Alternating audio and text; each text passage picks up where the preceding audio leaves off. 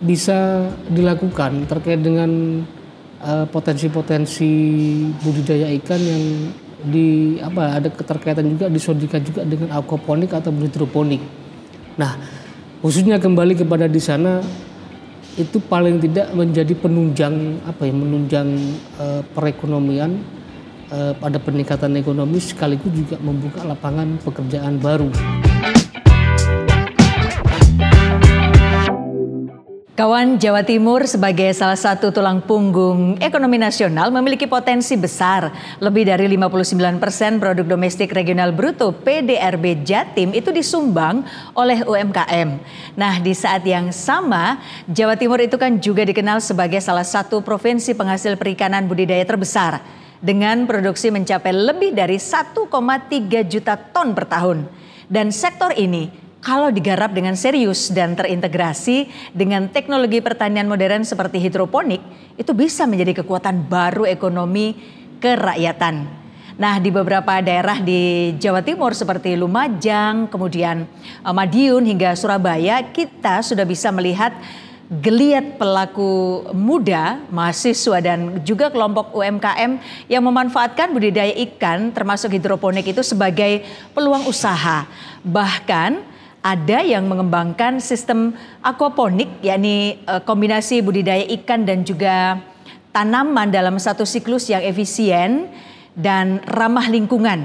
Ini bukan hanya menciptakan hasil panen kawan, tapi juga membuka lapangan kerja, mengurangi ketergantungan impor bahan pangan dan tentu saja memperkuat ekonomi lokal.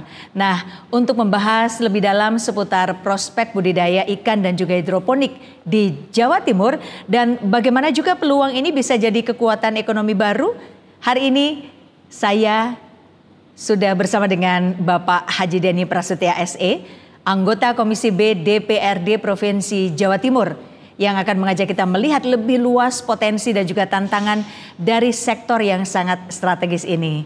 Halo Pak Denny, apa kabar? Alhamdulillah baik. Perjalanan Surabaya Jember aman ya Pak ya? Aman. Tidak ada macet. Oh, tidak ada macet ini tadi. Karena kalau macet bagi anggota dewan ini apa nih? Ya nanti saya telepon suara-suara bayar. Oh gitu. Kirain nanti akan berdampak pada ekonomi apa gitu. Enggak, yang paling penting tertuju kepada suara-suara bayar. Suara-suara bayar. Oke, Pak Denny bisa dibantu dijelaskan gambaran umum kondisi sektor pertanian dan juga perikanan di Jawa Timur saat ini itu seperti apa? Ya, ada 38 kabupaten kota ya di Jawa Timur itu yang di Provinsi Jawa Timur ini. Nah, potensi-potensi yang ada di masing-masing daerah ini kan aneka ragam, banyak sekali.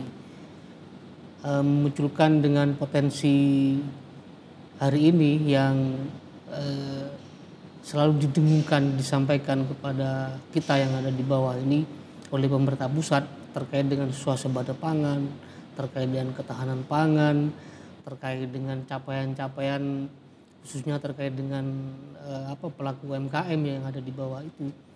Paling tidak dengan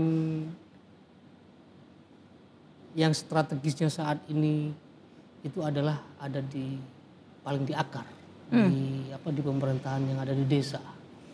Tetapi dengan adanya program pemerintah pusat prioritas swasembada pangan, ketahanan pangan, saya kira kalau di Jawa Timur potensinya cukup luar biasa sekali ya. Capaian terkait dengan beras misalkan, capaian terkait dengan padi dari 1,2 juta lahan yang ada di Jawa Timur itu sudah menunjukkan eksistensinya kurang lebih 9,5 juta ton terkait dengan dengan capaian berasnya. Nah, di sisi lain kalau bicara terkait dengan ketahanan pangan tidak hanya di padi atau tidak hanya di beras, tidak hanya di jagung, tapi ada potensi-potensi yang lainnya seperti di dunia perikanan ini. Nah, perikanan yang mungkin kalau kita tarik di perikanan yang tangkap itu kan ada di perairan ataupun di laut. Kalau terkait dengan tangkapnya itu kayak di sepanjang pantai selatan dan sepanjang pantai utara itu ada potensi di sana. Tapi kalau melihat potensi yang tidak ada pantai, seperti di Surabaya gitu kan, Surabaya ataupun di tengah-tengahnya Surabayanya, nah itu pun bisa dilakukan terkait dengan potensi-potensi budidaya ikan yang ada keterkaitan juga disodika juga dengan aquaponik atau hidroponik. Nah, khususnya kembali kepada di sana itu paling tidak menjadi penunjang perekonomian pada peningkatan ekonomi, sekaligus juga membuka lapangan pekerjaan baru. Nah, tentu ini juga menjadi pemikiran kita yang ada di Komisi B di pemerintah Provinsi Jawa Timur, yang dimana pada posisi hari ini dengan program prioritas pemerintah pusat, swasembada pangan, capaian pangan kembali kepada daerah masing-masing, kembali kepada daerah ataupun di desa yang paling di akar. Nah, itu konteksnya ini tidak keluar dulu dari sana kalau melihat potensinya yang ada saat ini. Kenapa kok seperti itu? Karena contoh misalnya kayak koperasi merah putih ya, koperasi merah putih itu hadir satu desa satu koperasi, iya kan? Nah, apa tujuannya koperasi satu desa satu koperasi itu kalau tidak meningkatkan ekonomi, tidak ada perputaran ekonomi, bahkan tidak membuka lapangan pekerjaan? Lebih baik nggak usah ada koperasi merah putih sudah kalau seperti itu, ya kan? Kalau tujuannya ini kan ada melihat potensi di sana. Kalau ini kan program Pak Presiden mulia, mulia banget kalau menurut saya.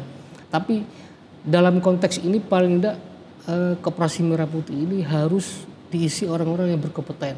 Jangan sampai nanti hadirnya koperasi satu koperasi itu juga tidak berjalan, mandek, akhirnya menjadi beban juga bagi masyarakat, kan itu.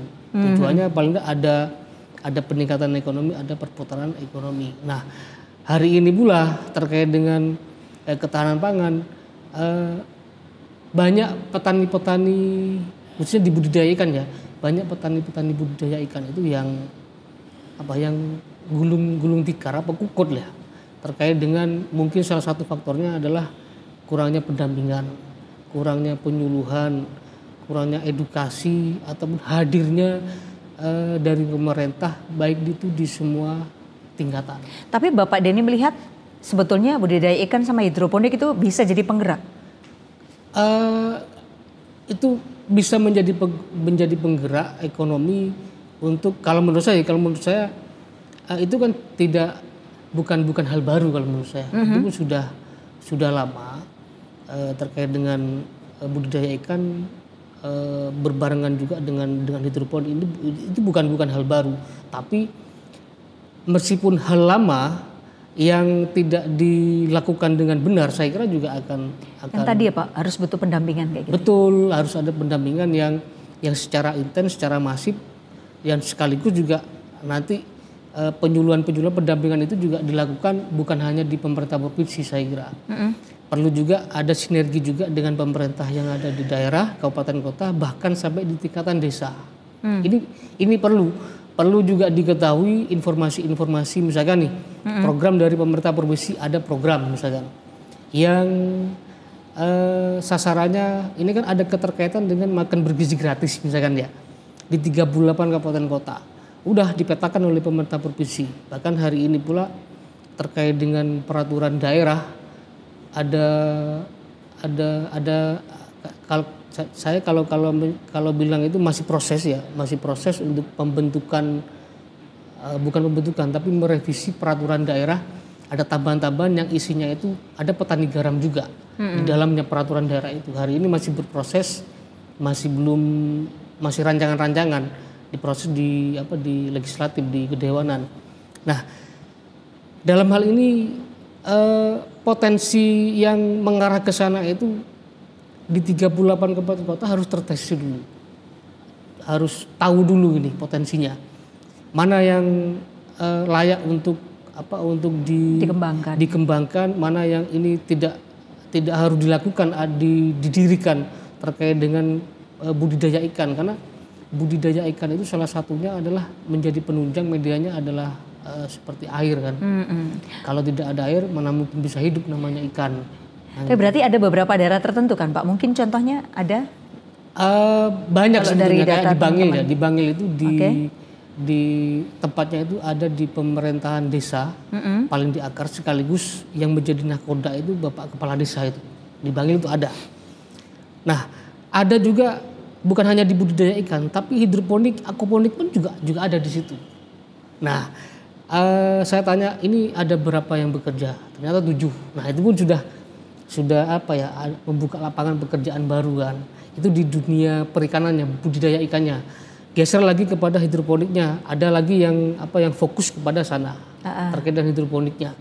Nah, capaian-capaian seperti itu harapan besar bagi kita yang ada di pemerintah provinsi ini, paling tidak kembali kepada hilirisasi ya. Hulu hilirnya itu kalau sudah di akar di desa itu sudah siap seperti itu, paling tidak nanti hilirisasi hulu hilirnya itu udah terintegrasi. Nah, terintegrasinya itu misalkan budidaya ikan. Budidaya ikan itu bukan hanya cukup di budidaya ikan. Tapi budidaya ikan itu bagaimana setelah hasil panen itu ini mau dikemanakan.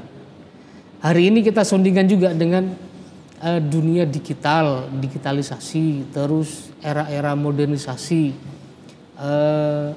Konsumen yang konsumtif itu biasanya enggan untuk untuk membersihkan ikan gitu kan. Dengan beli ikan hidup, setelah itu ikan hidupnya baru dibersihin dengan sendirinya.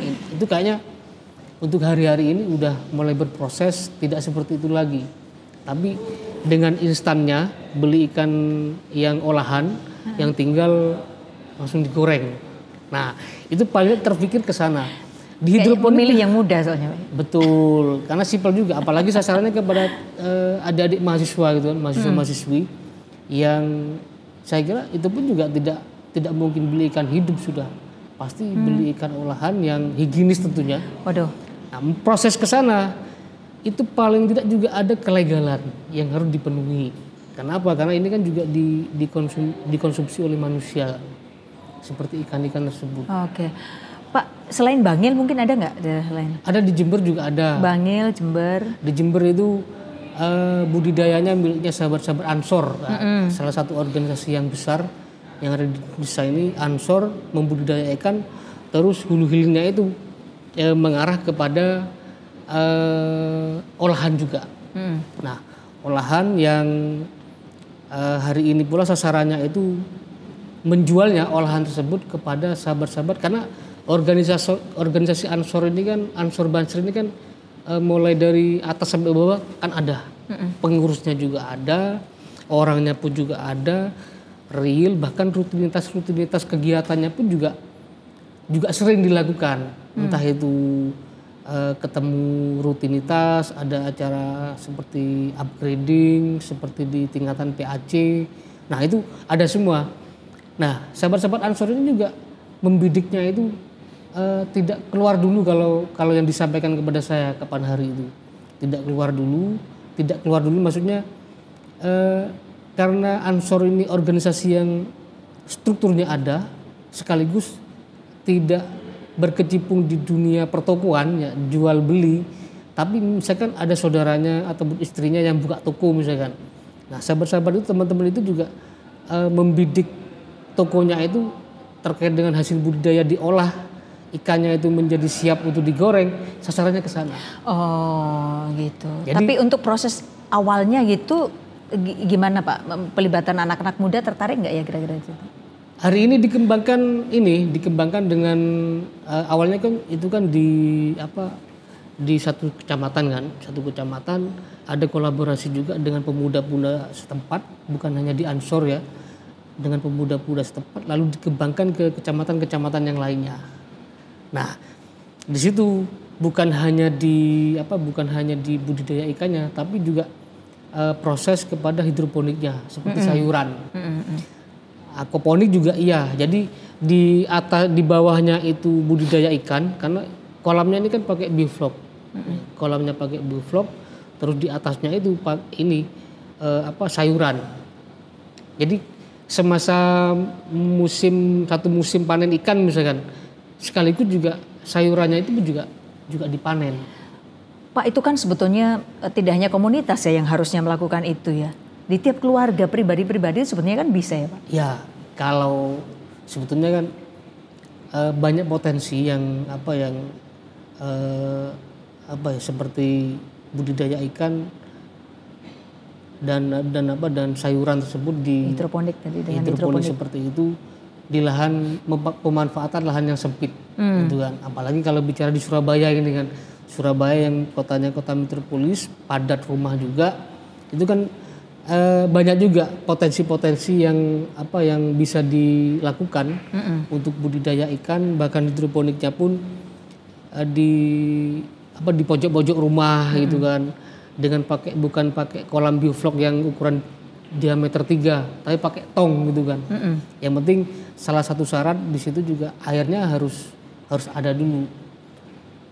Kalau misalkan hamparan ada di lahan luas tapi airnya tidak ada, saya kira itu pun juga akan berpengaruh kepada ikan juga. Adakah kontribusi gitu dari teman-teman Komisi B khususnya ya di DPRD Provinsi Jawa Timur untuk ya katakanlah di sektor ini itu makin berkembang gitu Pak? Ya, hari ini Komisi B menyampaikan pada waktu rapat dengar pendapat kemarin menyampaikan kepada Dinas KKP ya, bahwasanya berkeinginan Komisi B itu memunculkan database gitu kan. Ada database. Ada database di 38 kabupaten kota di Jawa Timur itu yang potensi-potensi di budidaya ikan. Nah, itu sampai saat ini masih berproses.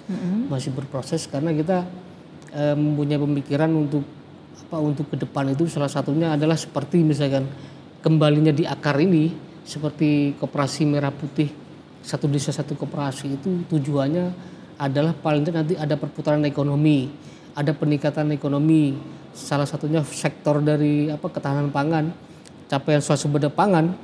Nah, itu memunculkan pelaku-pelaku usaha seperti UMKM yang membidangi terkait dengan budidaya ikan, terkait dengan sayuran, itu ditunjang juga dengan kelegalannya. Oke, jadi karena nanti keterkaitannya itu pasti sudah tidak menutup kemungkinan adanya makan bergizi gratis itu pun juga menjadi menjadi sebuah energi baru bagi pelaku UMKM ini untuk memasukkan bahan bakunya kepada makan bergizi gratis tersebut. Oh iya, dengan database itu maka alur itu akan bisa terpantau, termonitor dengan baik ya Pak ya dari hulu ke hilirnya. Sekiranya nanti ini perlu pendampingan misalkan. Perlu pendampingan untuk misalkan ada masukan dari teman-teman yang ada di bawah terkait dengan bagaimana kalau bisa mendapatkan izin misalkan kelegalan seperti nomor induk berusaha NIB. Setelah itu ini mau mengakses bahan bakunya ini kepada makan bergizi gratis kepada dapur ini bagaimana gitu kan. Itu kan ada kurator juga dari Badan Gizi Nasional bahwasanya oh iya, dari budidaya ikan ini layak untuk bisa dikonsumsi oleh manusia, oleh peserta makan bergizi gratis. Tidak sembarangan kan. Jadi real di situ bahwasanya oh ya budidayanya masyarakat itu sehat, higienis dan memang benar-benar layak untuk dikonsumsi. Salah satunya adalah paling tidak ada kelegalannya itu.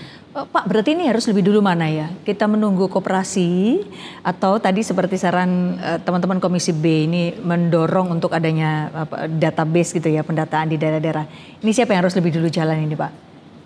Kalau ini kan kalau menurut saya sih kalau data yang ada di tiap daerah kan pasti punya ya Pak? Pasti.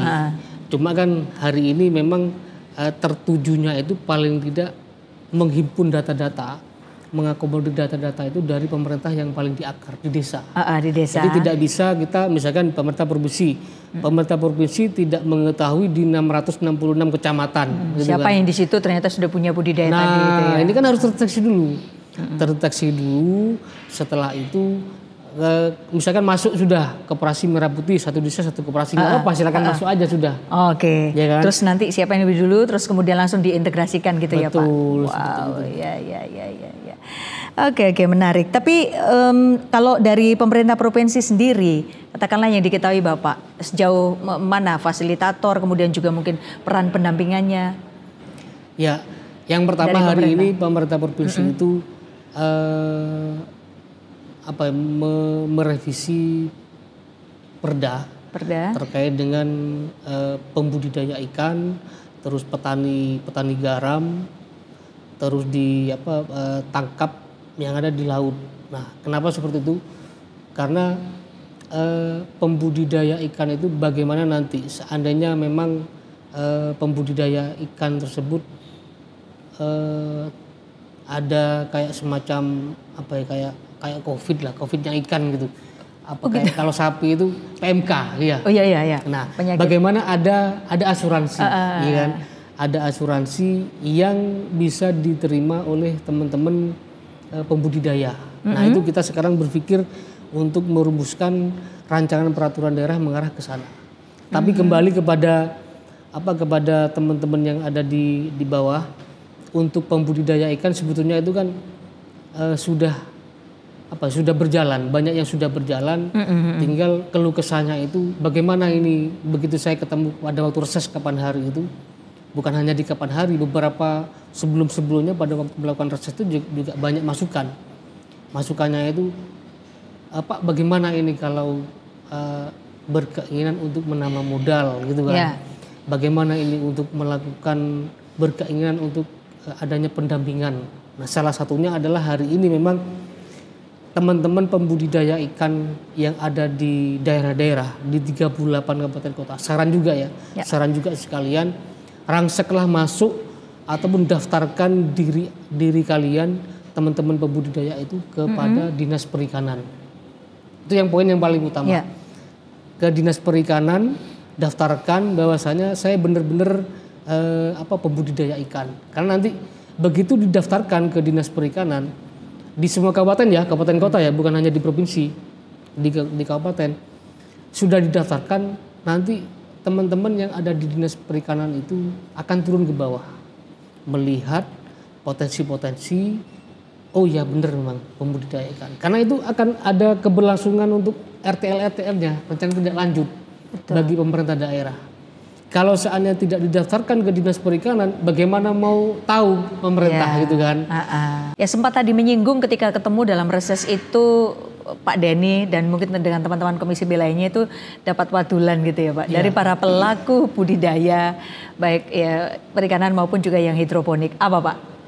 Ya, karena kalau jadi pembudidaya ikan itu kan kalau saat ini kan sudah mulai beralih gitu kan.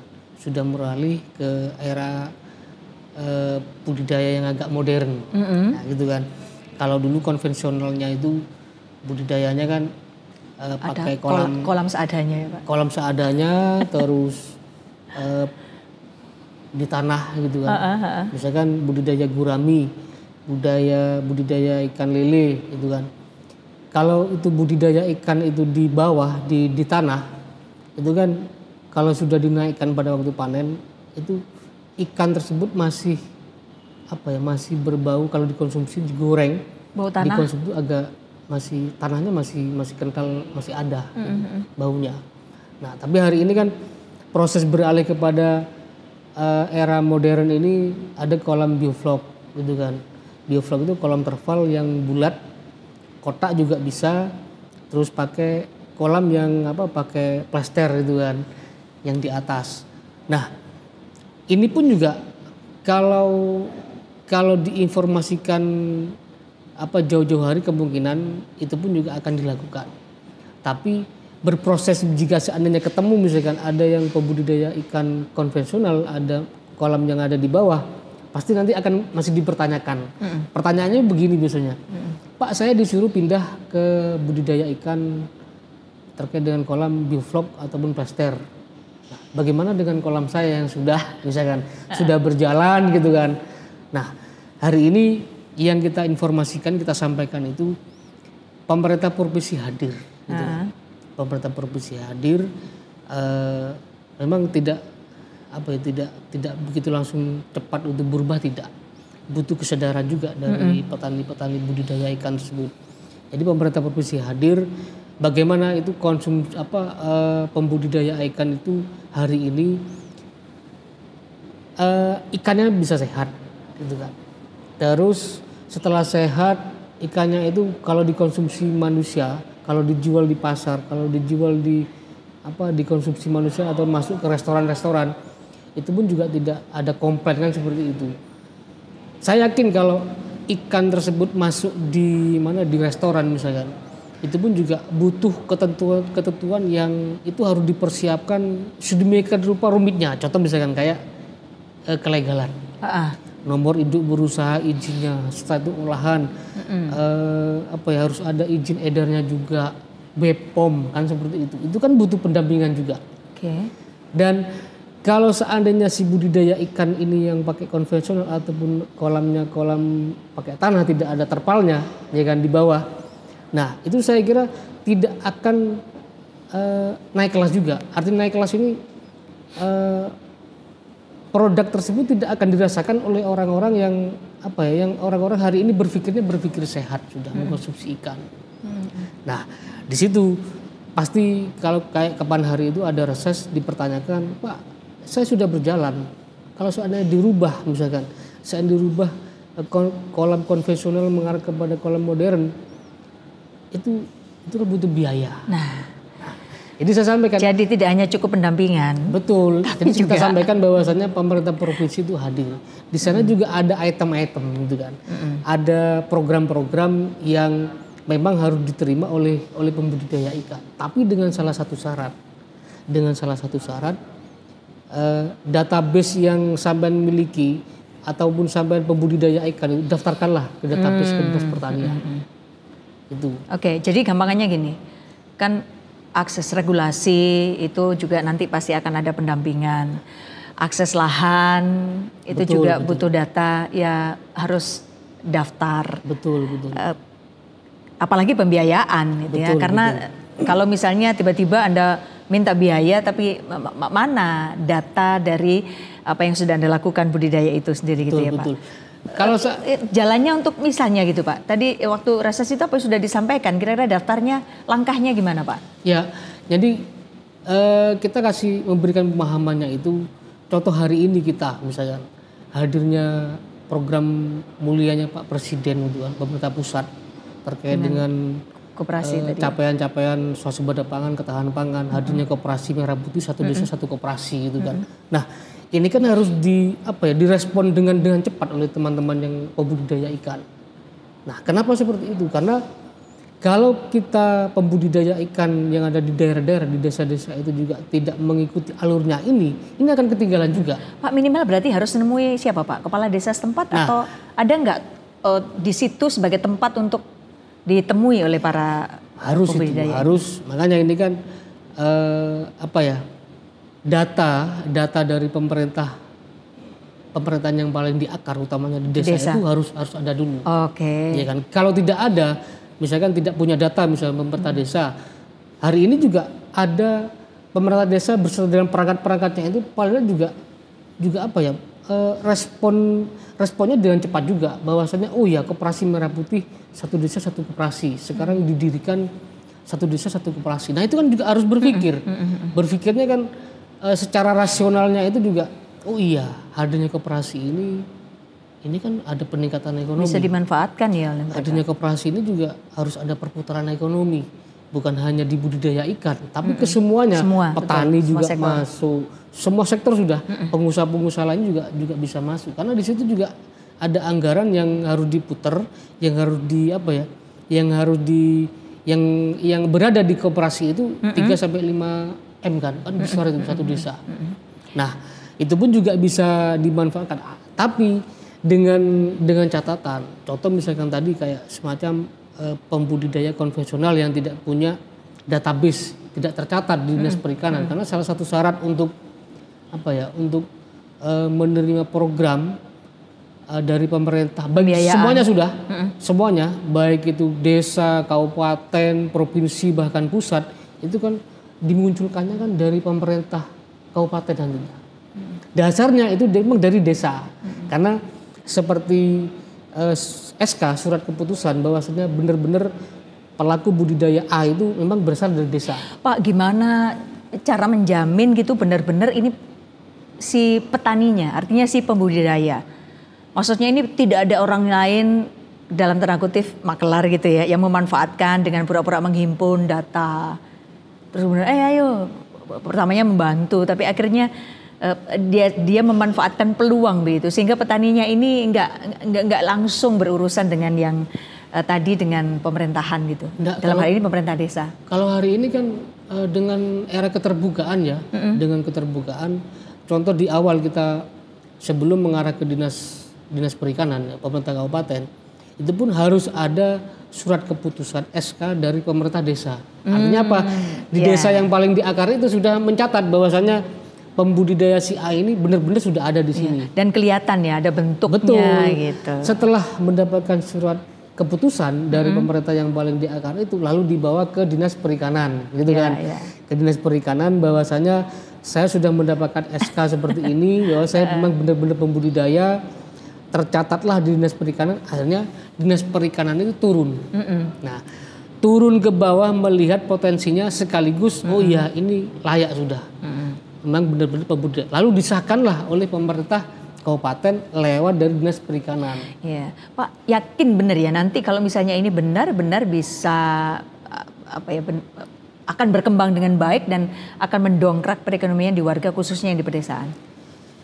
Kalau saya yakin sih, seyakin-yakinnya. Karena apa? Karena pembudidaya ikan itu bukan hanya meningkatkan ekonomi sendirinya si pembudidaya ikan, tapi itu ada keterkaitan untuk membuka lapangan pekerjaan baru. Gitu kan. Jadi misalkan punya 10 kolam misalkan. 10 kolam itu misalkan kolamnya diameter 4 misalkan. Ini kan nggak mungkin dipekerjakan sendiri. Harus ada dua orang lagi yang untuk memberikan pakan, untuk merawat. Setelah itu ada panenan, ada pembeli gitu kan. Syukur-syukur kalau si pembudidaya ikan itu sudah berpikir ada makan bergizi gratis. Nah, di desanya misalkan. Nah, menjadi penyedia bahan baku makan bergizi gratis misalkan ikannya itu lele ataupun gurami ataupun di filet misalkan. Nah, itu kan bisa masuk ke sana. Iya kan, bisa masuk ke dapur, ke BGN Badan Gizi Nasional yang ada di dapur makan bergizi gratis tersebut. Nah, rekomendasinya tetap kelegalannya itu sudah ada izinnya, kelegalannya sudah ada, misalkan UMKM-nya pun sudah ada, itu kan apalagi sudah di SK surat keputusan dari pemerintah desa sudah ada, dari dinas perikanan juga ada, apalagi ditopang dengan pelaku UMKM-nya sudah ada izinnya, izin edarnya sudah ada, apalagi gitu kan. Kalau sudah jelas itu rasanya rantainya itu gampang gitu ya Pak? Iya, betul sekali gitu. Cuma kan dari pembudidaya ikan yang konvensional inilah yang gimana caranya supaya melek teknologi juga ya Pak? Bukan hanya melek teknologi, tapi perlu juga diedukasi. Ya kan? Apa kesulitannya Pak soal edukasi ini ke mereka? Ya karena sudah kalau si pembudidaya ikan secara konvensional itu kan sebelum hadirnya kolam bioflok ini kan masih baru-baru ini, ya kan? Kolam bioflok itu. Kalau konvensional itu kan sudah puluhan tahun. Mungkin ilmu ataupun yang menjadi penerapan pembudidaya ikan di masing-masing teman-teman masing-masing kelompok itu kan sebetulnya kan beda-beda kan. Udah pakemnya saya seperti ini. Saya tebar ikan di bawah misalkan ukuran 5 kali 10 meter. Itu saya 20.000 ekor lele misalkan. Pakannya itu habis 15 sak misalkan. Terus nanti hasilnya sekian. Sudah merasakan bertahun-tahun, ya, sudah merasakan bermusim-musim. Setelah itu mau dirubah dengan kolam-kolam yang modern seperti konvensional.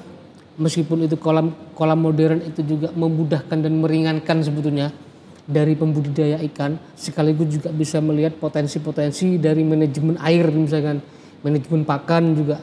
Itu juga mudah untuk mengontrolnya.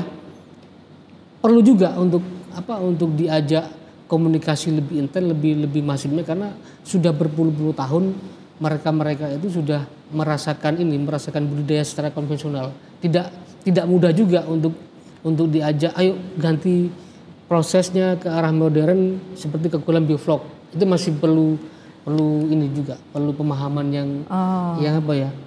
Bagaimana pelibatan yang mungkin lah. apa ya Pak kalau ngomong tentang pihak-pihak kampus di setiap daerah untuk ikut terjun? Ya kalau itu sih bukan langsung dari ininya dari pihak kampusnya. Saya kira perlu juga adanya grand design seperti misalkan kayak atau pelibatan anak muda lah.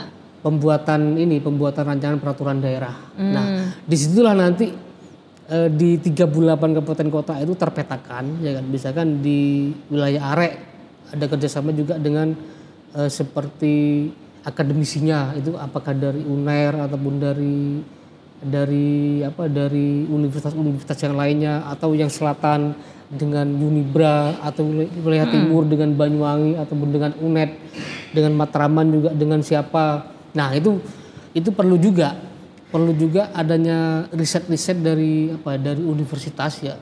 Dari universitas yang sebarannya itu di 38 kabupaten kota yang sekaligus juga bisa melihat potensi-potensi misalkan tapal kuda itu kan. Itu potensi seperti apa? Sudah terpetakan. Tidak hanya monoton di salah satu universitas. Harapan saya seperti itu. Ya, yang bahkan di rancangan peraturan daerah itu memasukkan potensi-potensi yang nantinya juga akan dilanjutkan oleh pemerintah daerah yang ada di kabupaten kota di Jawa Timur 38 kabupaten kota itu agar ada kerjasama juga dengan universitas-universitas untuk meriset juga. Ya. Pak, bantuan untuk akses permodalan ini artinya gini, kemudahan untuk teman-teman yang di lapangan ini mendapatkan bantuan permodalan itu gimana sih Pak? Saya kira untuk mengembangkan. Iya, jadi makanya kembali lagi kepada pembudidaya ikan tersebut. Pembudidaya ikan ini tidak hanya ikan tersebut, ya, hidroponik juga ya ini. Betul. Pokoknya apapun ini. Jadi budidaya ikan hidroponik ini pun paling tidak juga tercatat di database-nya di dinas terkait. Misalkan pertanian ya. Karena di lapangan nggak semua bisa Pak, nggak segampang itu. Saya kira bukan mudah kok, bukan tidak gampang. Datang mudah. ke bank, apa jaminannya? Bukan. Jadi, datang ke siapa kalau gitu? Nah, kalau ujung-ujung datang ke bank misalkan nanti kita diminta datang misalkan. Contoh misalkan. Ya, dia sudah masuk data nih, misal nih dia masuk data. Saya pastikan bisa. Oh gitu ya Pak? Saya pastikan misal bisa. Nih saya budidaya hidroponik, nama saya Wismanti. Ya. Saya datang kemana? Ke bank? Udah, karena di bank provinsi itu juga ada BPR, gitu kan. Bisa juga banknya UMKM gitu kan. Maksud itu saya bisa. Verifikasinya itu sejelimet apa itu biasanya Pak? Enggak jelimet kalau enggak ya. Enggak. Yang penting apa ya? Kelengkapan yang seperti kelegalan itu ada. Terus budidayanya ataupun yang dikerjakan itu memang benar-benar real. Oke. Gitu kan. Kalau hanya memunculkan angan-angan saya ini punya usaha padahal belum ada. Tapi dicek, itu kan juga ada survei nanti. Ya. Kalau tidak ada saya kira itu pun juga, wah kita nggak bisa bicara gitu. Dan sempat saya juga mengawal dari teman-teman budidaya ikan di mana di Lumajang ya, di Lumajang, terus Jember juga ada, di Bangil juga ada, saya kawal itu. Awalnya bagaimana untuk kalau seandainya ini meningkatkan nilai produksi gitu kan, terkait dengan budidaya ikan. Awalnya izin kelegalan tidak ada, ya, tidak ada semuanya. Setelah itu kita bantu untuk uruskan, untuk mendapatkan kelegalan seperti termasuk tercatatnya di dinas perikanan. Nah, setelah mendapatkan kesemuanya kelegalan sudah ada, kepingin meningkatkan nilai produksi. Nilai produksi awalnya itu 500 kilo kepingin 1 ton misalkan. Itu kan butuh anggaran, butuh biaya. Nah, setelah itu udah kelengkapan kelegalan sudah ada, terus usahanya juga ada. Kebetulan itu kan miliknya BUMDes kan. Badan Usaha Milik Desa. Yang di situ juga tertumbuhnya kepada teman-teman pemuda Karang Taruna pada waktu itu. Nah, akhirnya apa? Ya udah mengajukan ke bank, bukan bank daerah tuh, ke Bank Jatim ya, BPD, ke Bank Jatim, bukan bank UMKM tapi Bank Jatim. Setelah itu turun dari survei semuanya, dapat dia. Nah, Terus yang di Lumajang itu kepengen meningkatkan nilai produksi juga karena permintaannya kan banyak. Dua-duanya itu yang terambil terkait dengan ASIS program. Programnya apa? Program untuk peningkatan produksi termasuk juga ada penambahan kolam bioflok gitu kan. Akhirnya apa? Ada program dari pemerintah provinsi itu terkait dengan budidaya ikan. Terkait dengan programnya itu seperti kolam bioflok, terus bibit lele, terus ikan nila, terus patin juga ada. Nah, disitulah akses dari program khususnya dari pemerintah provinsi itu bisa diturunkan. Real itu ada, sudah kita lakukan itu oleh teman-teman pembudidaya. Cuma kembali kepada dengan ketentuan-ketentuan yang memang ditentukan oleh pemerintah. Jangan sampai tidak punya kelegalan dan tidak tercatat di dinas perikanan. Ujuk-ujuk, wah ini tadi saya nyampaikan di awal itu ketemu reses udah agak tensi kan ke saya. Saya itu sudah budidaya ikan puluhan tahun gitu kan. Tidak pernah disentuh oleh pemerintah, tidak pernah mendapatkan program, bahkan untuk pinjam pun ya ke bank gitu kan sulit. Tuh. Ya begitu itu Pak. Ya betul. Dan ternyata sebetulnya apa? Database atau tidak tercatat itu ya? Betul. Kan berarti kan mereka bukan karena tidak mau tapi kan tidak tahu ya Pak? Iya betul. Nah hari ini gencar kita juga menyampaikan setiap kali turun kita juga menyampaikan itu di mana ada titik-titik yang mengarah kepada ketahanan pangan hari ini kita memang kita sampaikan udah punya kelegalan apa belum gitu kan, semuanya bukan hanya dibudidayakan kayak hidroponik, ada sayuran juga itu kan. Ayo ini karena nanti ini untuk rencana tidak lanjut untuk kedepannya itu ada keterkaitan juga seperti bukan hanya di budidaya sayuran hidroponik setelah kita panen udah selesai dijual itu tidak. Kalau kita ada hulu hilirnya udah disiapkan terintegrasi juga pasarnya juga sudah ada misalkan kemana itu kalau di packaging dengan baik kalau ada kelegalan juga itu kan masuk ke market seperti kayak Indomaret gitu kan, kayak Alfamaret, kayak Superindo, kayak Transmart, kayak market besar yang lainnya. Ya, bahkan kalau nggak salah itu sebetulnya kalau misalnya terintegrasi dengan baik itu malah jadi sebuah wisata desa yang menarik kan Pak. Misal ada orang datang itu sebetulnya kesannya memang mau wisata tapi ternyata menarik nih, bisa beli juga sekaligus di situ. Betul. Ikan, kemudian yang sayur-mayurnya gitu kan, hidroponiknya itu. Salah satu hadirnya Koperasi Merah Putih kan juga arahnya kan ke sana. Ya. Bukan hanya disimpan pinjam, tapi produk-produk apa potensi yang ada di desa tersebut, pemerintah yang paling diakan dihimpunlah di koperasi tersebut. Nah, sebagai etalasenya itu bisa ditaruh di koperasi itu, bisa taruh di badan usaha milik desa. Karena ini kan saling keterkaitan. Jadi kalau menurut saya yang urusan terkait dengan keuangan misalkan itu ada koperasi, yang urusan terkait dengan bidang usahanya badan usaha milik desa. Udah itu aja sudah. Dua-duanya jalan saya kira pasti desa akan sejahtera. Apa harapan Pak Denny ya untuk generasi muda gitu ya dan para pelaku UMKM yang tertarik di sektor ini Pak, budidaya ikan dan hidroponik? Ini kan masih minim ya, masih minim dari pelaku budidaya ikan dan pelaku hidroponik ini terkait dengan entah itu sayuran, entah itu terkait dengan cabai. Karena masih ini ya Pak, pribadi-pribadi di tiap rumah saja ya Pak? Atau gimana? Minim ini yang disebut minim ini artinya minim nggak terlihat atau gimana? Ya, potensinya hari ini kan dari kecenderungan ya, dari kecenderungan kita melihat potensi dari petaninya dulu. Petani saat ini kan petani di usia kurang lebih 45 tahun ke atas. Itu petani yang benar-benar petani yang itu kerjaannya ada di sawah di panas-panasan. Oh, generasi mudanya berarti ini yang memang masih belum generasi masih minim ini ya. Yang sangat minim. Potensi ini bagaimana untuk mencari celah ya, mencari celahnya itu udah tidak usah berpanas-panasan untuk menjadi petani. Oh gitu kan. Bagaimana? Ya itu kayak ada semacam hidroponik yang itu pun juga bisa dilakukan tanaman sayuran, tanaman padi, terus macam-macam cabai gitu kan. Terus kalau misalkan mau berkeinginan untuk melihat potensi yang ada di agak lebih besar lagi, oh bagaimana ini kalau di atasnya itu sayuran, di atasnya itu padi, tapi di bawahnya kolam. Kolam apa? Kolam ikan. Nah ini kan jalan dua-duanya.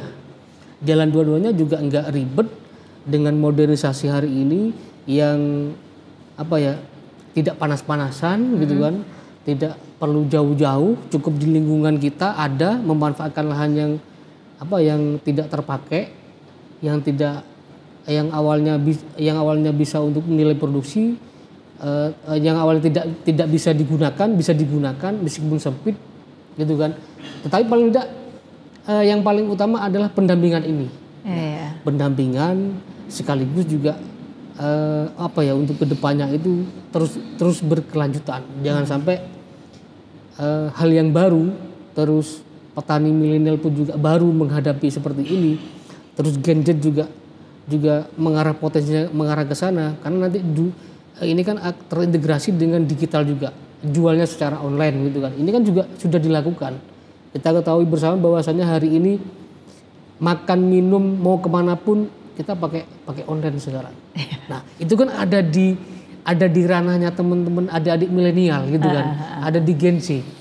Kalau si petani-petani di usia 45 tahun ke atas sampai 50 tahun, saya kira itu pun gaptek sudah. Iya betul. Ya kan? Nah, penguasanya ada di sini. Apalagi kalau petani milenial misalkan, petani milenial tidak terlalu besar, tidak terlalu luas lahannya, tapi bagaimana untuk bisa terintegrasi semuanya, itu kan juga ada nilai ekonomis di situ. Ikan, contoh bisa ikan 10 kolam. 10 kolam di atasnya ada hidroponik. Setelah itu pasarnya udah disiapin nih, baik itu di dunia digital secara online ataupun sudah merambah kepada ke organisasi-organisasi ataupun kepada teman-teman. Gitu kan. Rame-rame gitu kan. Ini kita jual ini, harganya sekian murah loh kayak gitu. Pokoknya yang inilah yang simpel-simpel. Saya kira apalagi kalau terkoneksikan dengan pemerintah, kalau di kota ini kan kelurahan ya, udah tercatat di dinas di pemerintahan kelurahan bahwasanya di desa tersebut ada pelaku usaha kayak budidaya ikan hidroponik, terintegrasi juga dengan UMKM-nya, tercatat juga di kelurahan. Nah ini kan masa sih seorang pemerintahan yang ada di akar gitu kan, di kelurahan itu tidak berkeinginan rakyatnya itu, masyarakatnya ini ada peningkatan nilai ekonomis. Perlu diganti juga itu namanya lurah atau kepala desa kalau tidak ada dukungan kan seperti itu. Di beberapa sekolah saya tahu sudah mulai mengajak ketika mengisi kegiatan ekstrakurikulernya itu Pak, itu hidroponik Pak. Ya. Ini menarik kalau isu ketahanan pangan itu kan memang selalu keren untuk didiskusikan karena sebagai sebuah kebutuhan dasar atau kebutuhan pokok. Betul. Kita masyarakat Indonesia. Betul. Seandainya itu benar-benar dijadikan sebagai sebuah tidak hanya sekedar ekstrakurikuler tetapi wajib, itu kan keren gitu Pak. Kalau saya sih sepakat itu. Sepakat. Jadi bukan hanya tapi penerapan penyampaian ataupun kalau seandainya masuk di kurikulum misalkan ya, masuk di kurikulum itu pun sejak mulai dini, sejak mulai dini kita tanamkan ya, dikenalkan terkait dengan ketahanan pangan ini, karena bahaya juga kalau kita lengah ya. Kalau hari ini kita lengah terkait dengan ketahanan pangan ini, sampai bahan baku kita mendatangkan dari luar negeri gitu kan, seperti beras, seperti sayuran, seperti gula ini kan. Gula kristal gitu kan. Ini kan bahaya juga. Kita melihat potensi yang ada di sini khususnya di Jawa Timur terkait dengan gula. Ini kan pabriknya juga sudah ada, tapi mulai proses untuk penutupan gitu kan. Mulai berkurang. Nah, mau diberdirikan lagi di mana? Udah nggak ada bondo. Di Merauke itu ya. Kalau sempat nggak salah dengar saya. Nah, maksud saya ngapain sih di Merauke itu?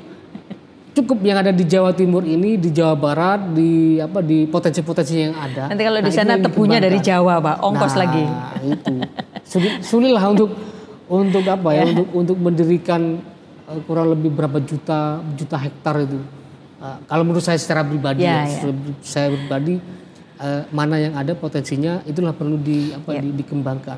Kembali kepada tanaman, kepada masyarakat sejak dini itu, informasi-informasi ataupun kayak semacam penerapan bahwasanya ketahanan pangan itu sangat penting, sangat perlu, dan itu pun bukan hanya perlu juga, bagaimana jangka panjangnya ini pun juga difikirkan.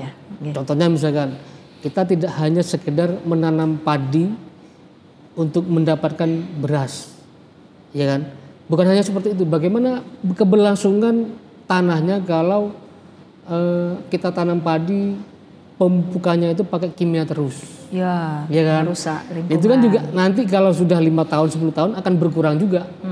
Bahkan lahan tersebut juga tidak bisa ditanami oleh padi, gitu kan? Pasti akan terbakar kan dengan bahan kimia. Nah itu perlu adanya pupuk-pupuk organik, gitu kan? Terintegrasi juga dengan peternakan.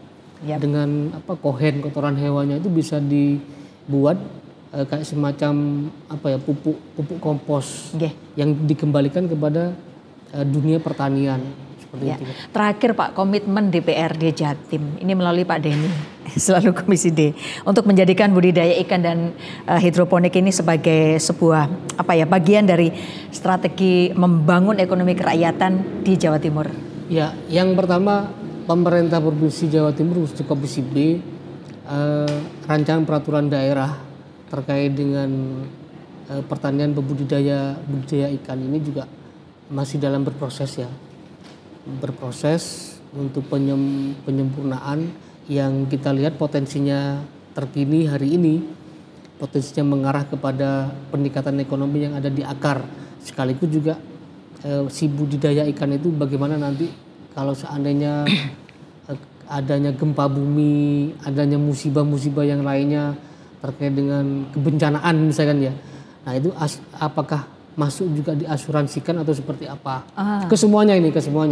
Bukan hanya di budidaya ikan, petambak ikan, terus di dunia pertanian juga seperti itu. Kita hari ini masih berproses. Nah kembali kepada untuk budidaya ikan, perikanan dan hidroponik ini, sasarannya memang ke adik-adik pemula, ke adik-adik milenial, ke Gen Z yang capaiannya itu di 2045 itu Indonesia emas. Ya, kalau tidak dimulai dari sekarang, terus kapan lagi gitu?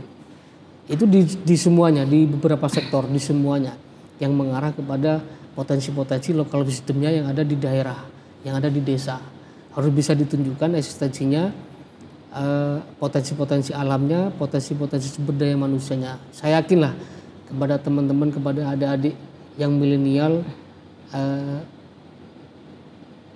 tidak hanya melihat potensinya bahwasanya petani itu juga panas-panasan, bisa dirubah juga kalau melihat potensi saat ini.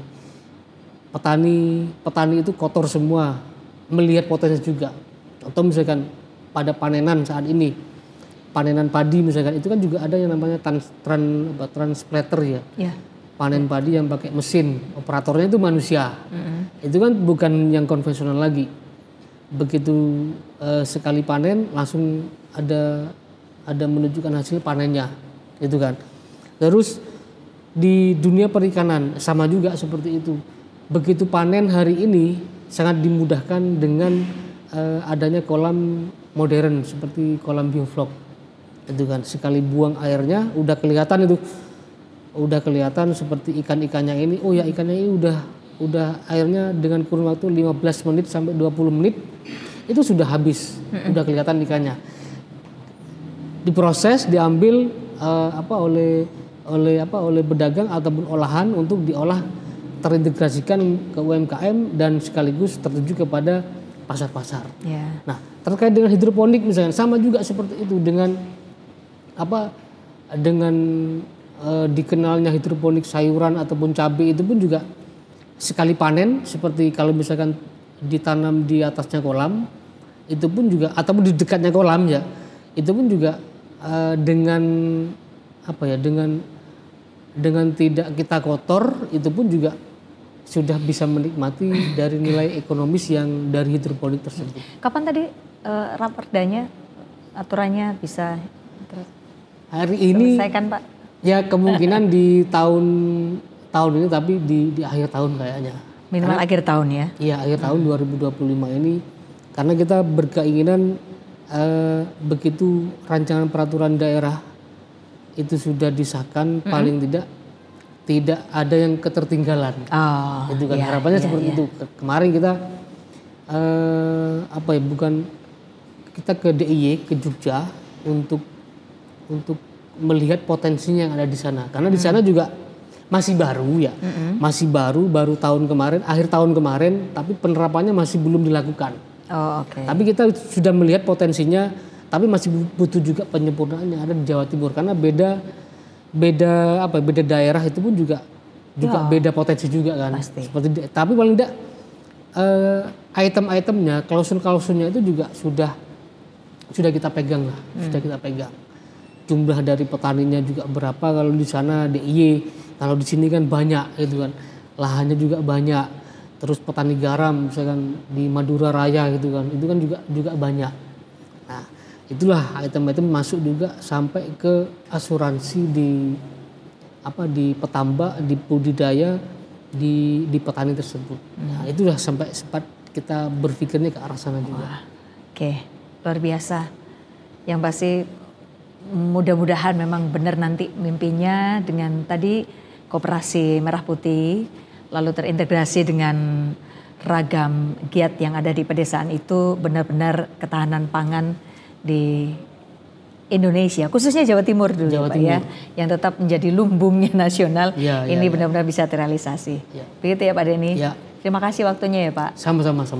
Kawan, demikian adalah beliau ini adalah Pak Denny Prasetya, anggota Komisi B DPRD Provinsi Jawa Timur. Nah, kita sudah mendengar bersama bagaimana budidaya ikan dan juga hidroponik ini bukan hanya sekedar tren, tapi sebuah peluang nyata untuk membangkitkan ekonomi kerakyatan mulai dari desa hingga kota. Dengan dukungan kebijakan yang tepat, inovasi teknologi, dan kolaborasi antar sektor, potensi ini bisa menjadi tulang punggung ketahanan pangan sekaligus sumber penghasilan yang menjanjikan bagi masyarakat Jawa Timur. DPRD Jawa Timur, tadi kita sudah dengar ya, berkomitmen untuk terus mendorong kebijakan yang berpihak pada petani modern dan juga pelaku UMKM di sektor pangan. Karena kemajuan ekonomi daerah itu bukan hanya soal angka, tapi soal kemandirian, keberlanjutan, dan kesejahteraan bersama. Terima kasih sudah menyimak perbincangan kami pada hari ini. Sampai jumpa di episode podcast selanjutnya.